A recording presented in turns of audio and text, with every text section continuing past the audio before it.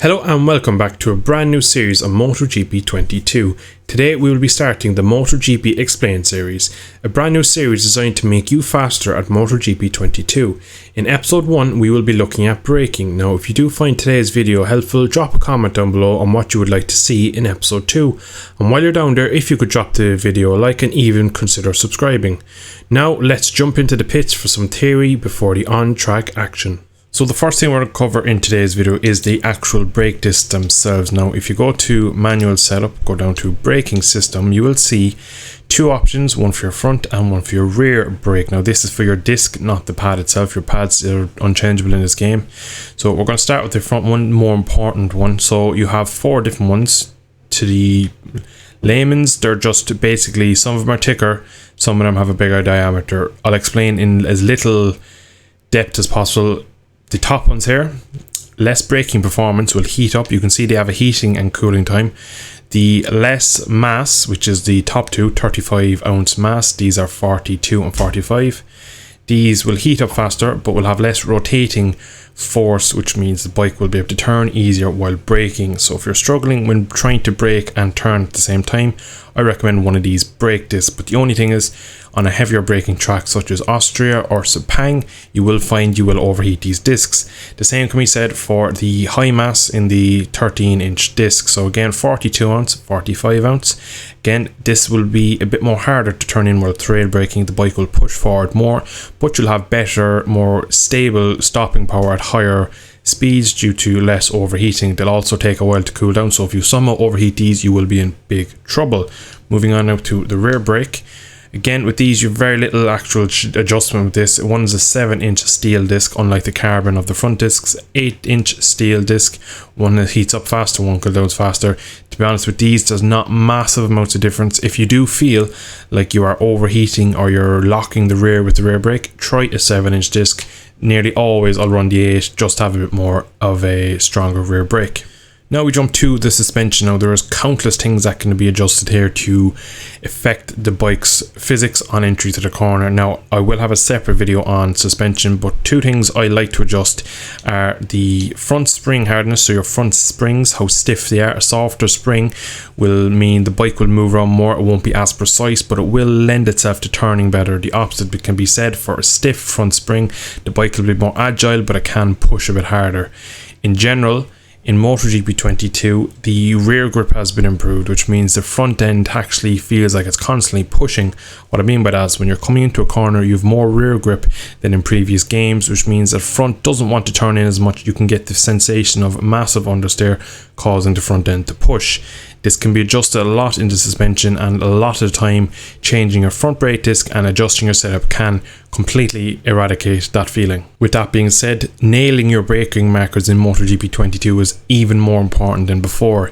Now if you get in slightly hot and squeeze the brake extra hard, the bike tends to understeer and can get into a bit of a mess very easy. So learning your braking markers at every track and knowing as late as you can brake everywhere is a much more crucial aspect to MotoGP 22. That also means overtaking now in MotoGP can be slightly harder due to the fact that when you brake slightly later than your opponent on a tighter line, the bike will naturally not want to turn, and you can have a bit of a moment similar to Jack Miller in Portimao. So just before we get into the on-track action, I just want to do a small bit of theory just to explain the braking loads and braking pressures. So on screen you will see on the right side my braking pressures throughout the lap of Jerez. On the left you'll see the track map with each corner labelled on how much brake pressure on average I use and the type of braking you need to do in the corner. So we're going to run through it from top to bottom. 90% to 100% is red braking. That's your hardest braking. It's going to be performed into turn 1, turn 6 and the final corner.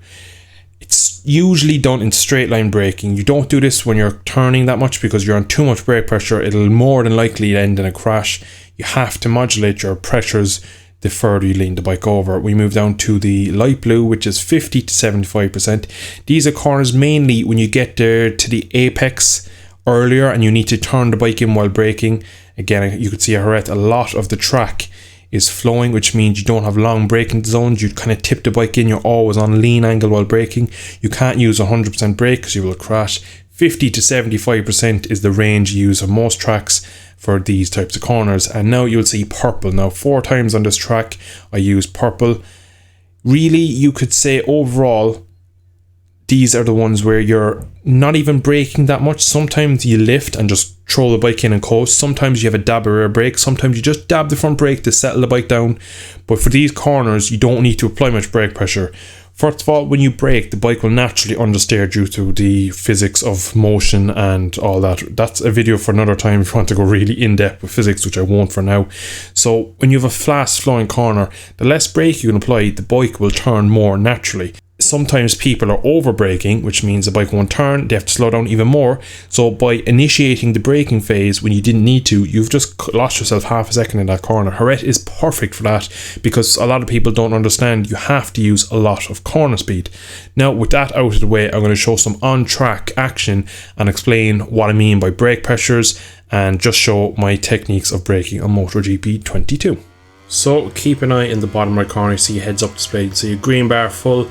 I will enhance it in a second. You'll see a red bar with a brake. So the bottom quarter is your rear brake. The top is your front brake. Now keep an eye on that over the next couple of clips. That is my braking telemetry. You can see into turn 1 at Jerez. A lot of heavy braking. As soon as I want the bike to turn in, I release the brake. The bike starts to naturally turn in.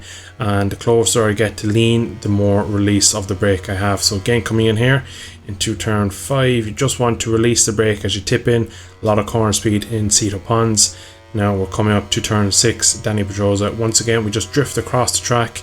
And as soon as we hit the brake, we're braking with a small bit of lean angle, a lot of rear brake. The bike starts to skid and slide, rotates the bike into the corner. You can release the front brake, the bike wants to turn again, and now we're going to see a full lap as Marc Marquez. So once again, I've slowed this footage down just a touch. Keep an eye on my telemetry as we come into turn 1, watch how much brake use. So 100% brake in a straight line as I want the bike to start turning in. Release the brake, the bike will naturally want to turn in more. A dab of rear brake to get the bike to turn in. It'll be the same into turn 2. You just want straight line braking, go as hard as you can. Downhill, so it's quite tricky. Again, release the brake as you want the bike to turn. Bit of rear brake just steadies the bike, also slightly rotates it. You don't need to brake through turn 3, it is flat. Again here, turn 4 is your first one where you need to just dab on the brakes. You don't really need to brake into the corner. You're all about corner speed that corner. So again, small dab on the brake settles the suspension. Into Cito Ponds, turn 5, you want to brake aggressively first, but soon as you want to tip the bike in, you need to release brake pressure or you will crash. You saw it, a small bobble there, just a bit too much corner speed. Now we come down to Dani Pedrosa corner, turn 6. We go all the way to the right, again like the Ducati, braking at the 250 meter board. Braking hard, the rear end just wants to step out, it rotates on the headstock. This allows me to position the bike better for the corner. Again, releasing the brake as I get to the initial turning phase, the bike will naturally turn in better.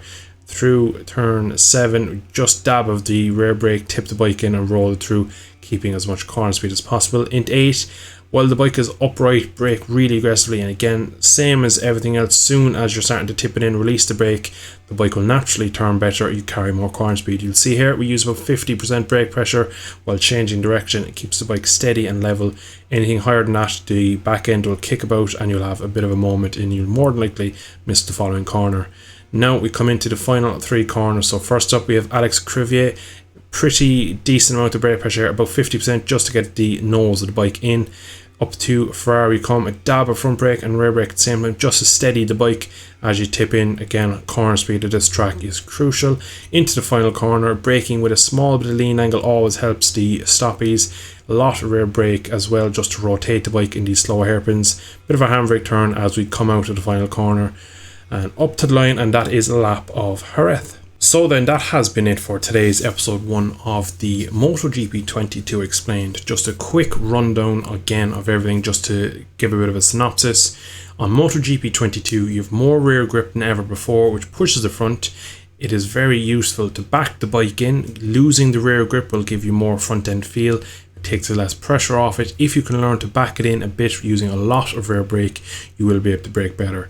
Also, because of the extra rear grip, braking markers are even more important than ever. Make sure you find out where you can brake at the latest and just hit that marker every lap to make it a bit more consistent. While also going for overtakes, be very careful. The harder of the front brake you use, the bike will understand more, and it is very easy to tuck the front.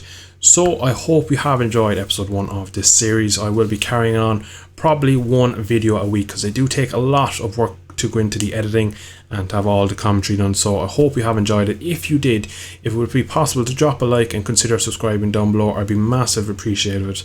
Thank you all for tuning in. I hope I've helped you today with today's video, and I shall catch you all in the not so distant future. Thank you for watching. Bye bye.